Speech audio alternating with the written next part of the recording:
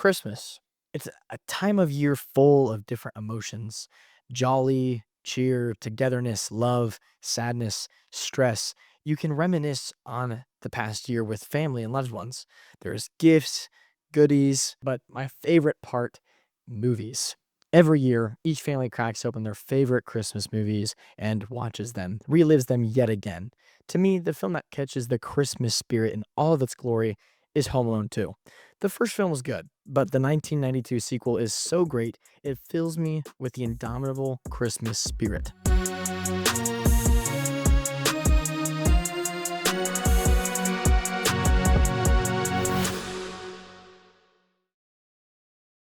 The first film resonates through time because we're able to connect to the conversation between Kevin and the old man Marley. The idea of setting aside rumors and the social image to truly connect to a stranger is not only wholesome, but kind of what Christmas is all about. It's about setting aside your troubles to help out those in need.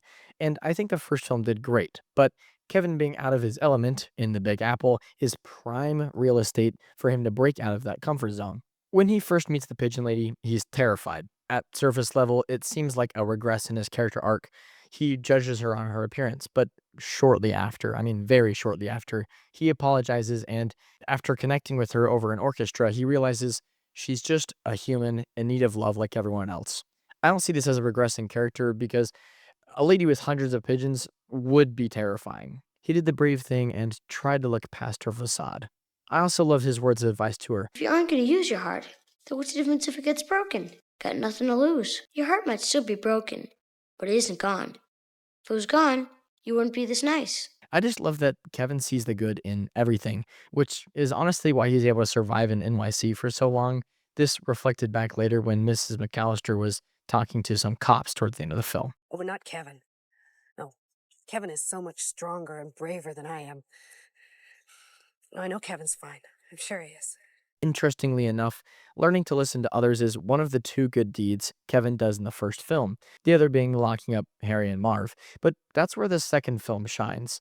Duncan's toy chest becomes his third good deed. Not only does Kevin donate to the charity, but when he finds out about the potential robbery, he puts himself in harm's way to catch Harry and Marv in the act. He even thinks about the window that he had to break to catch the crooks. After the events of the movie, Kevin does one last thing and gives one of his turtle doves to the pigeon lady. It's unlikely that they'll ever meet again, but at least they have one more good way to remember the bond they shared during this Christmas. One extra good deed translates to even more Christmas spirit, thus Home Alone 2 triumphs. Ho ho ho! Merry Christmas! The most memorable part of Home Alone 2 is seeing a cheeky little kid fend for himself, using what's around him to fight off Harry and Marv. And while it's fun to see Kevin use his household items, I mean, they made a whole TV show about it, MacGyver, my goat. I do think the slapstick that comes with the new turf is much more entertaining. Maybe that's just a personal preference, but Kevin has proven himself capable in a situation where he's comfortable, like his own home. But in New York, he has no home. He has to fight against pesky hotel workers and the general lack of support that the city offers. He screams for help and no one comes. As Franklin D. Roosevelt said, courage is not the absence of fear, but rather the assessment that something else is more important than fear. Kevin, to me, is even stronger inside of New York because he had to make his own home. Kevin tries camping out in the hotel until his parents can get back to him, but Tim Curry as the concierge makes it very hard on him. The whole hotel crew really plays off of each other, and they get into some really timeless shenanigans. Angels with Even Filthier Souls is a great addition to the original joke. I love that it uses Little Mo with the gimpy leg. as a distraction for the mundane name that is Cliff.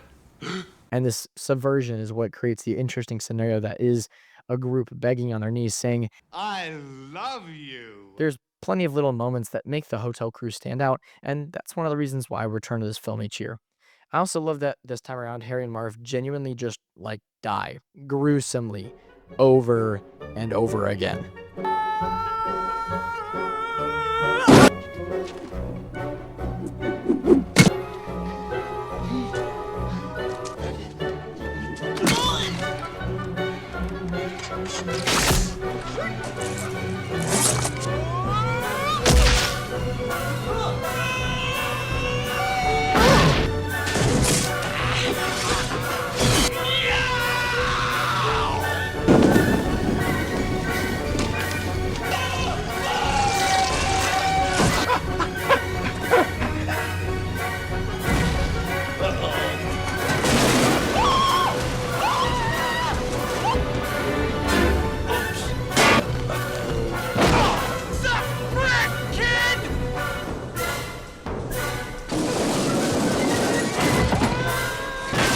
Christmas. Go up!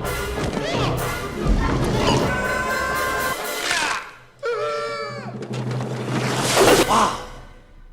What a hole.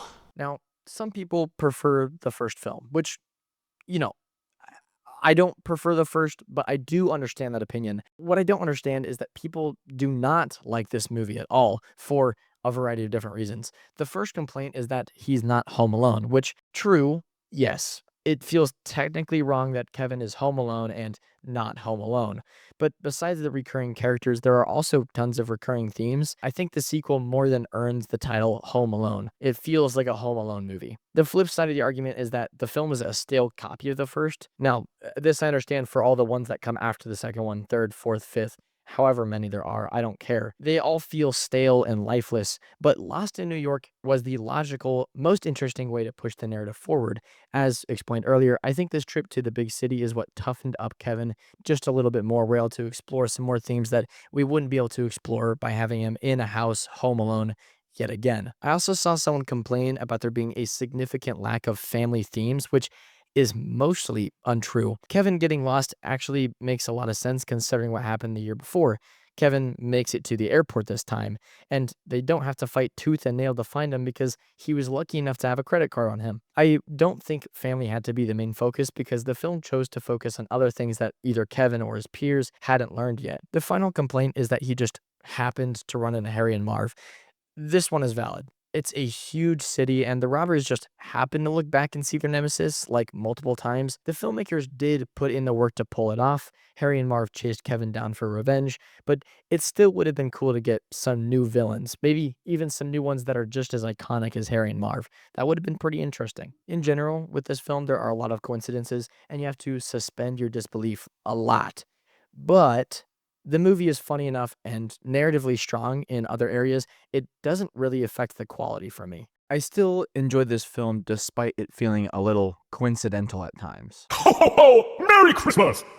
The last little thing I wanted to talk about was Macaulay Culkin's idea for a Home Alone sequel. Quoting Macaulay Culkin, "I'm either a widower or divorcee. I'm raising a kid and all that stuff. I'm working really hard and not really paying enough attention, and the kid is just getting a little miffed at me. And then I get locked out. My son won't let me in, and he's the one setting the traps for me." End the quote. I really love this idea, like a lot. It seems like a solid way to explore some new turf in the family department. I saw somewhere point out that Kevin's son unlocks the front door at some point in the movie, and Kevin persists through the windows in the basement, blah, blah, blah.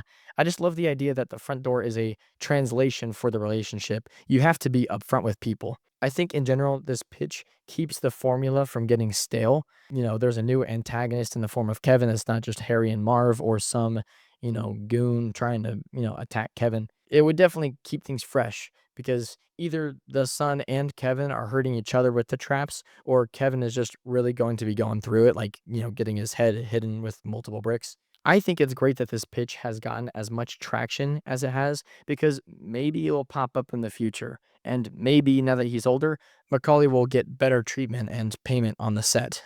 Like maybe he won't get his fingers bitten by Joe Pesci. Ah, man, it pisses me off what Hollywood has done to kids. I'm glad he's in a better space now. I think Home Alone 2: Lost in New York brings some fresh ideas to the table while still delivering that charm that we loved. It was a little bit of a shorter video today. Enjoy your guys' Christmas. I'll see you next year when I go over the corporate slop that is Tron Ares. I love you guys. Peace out. Okay. Here's your gift. Oh, thank you for the gift. Here's another one. I feel so jolly.